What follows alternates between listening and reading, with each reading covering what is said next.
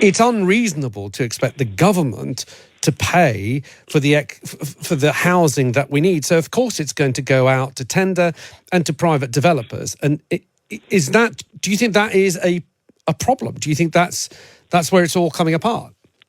So, I should be clear. When I say take responsibility, I don't necessarily mean that the government need to pay for housing, but they have to take responsibility to make it easier for developers to provide housing. So they need to reform planning. They need to look at land allocation and land pricing. That's the key thing that drives what we in the industry, what we call viabilities, and what makes it unviable for developers to build affordable housing. So there's lots of mechanisms and lots of levers the government can pull, but the first thing they need to do is take responsibility. And as I said, that doesn't necessarily mean pay for it all. But an interesting point there, just very quickly, an interesting point there is, some estimates from places like the Roundtree Association claim that, we spend up to £30 billion a year. It's costing the economy £30 billion a year for poor housing. So this is things to do with health, mental well-being, productivity, creativity, all of these things.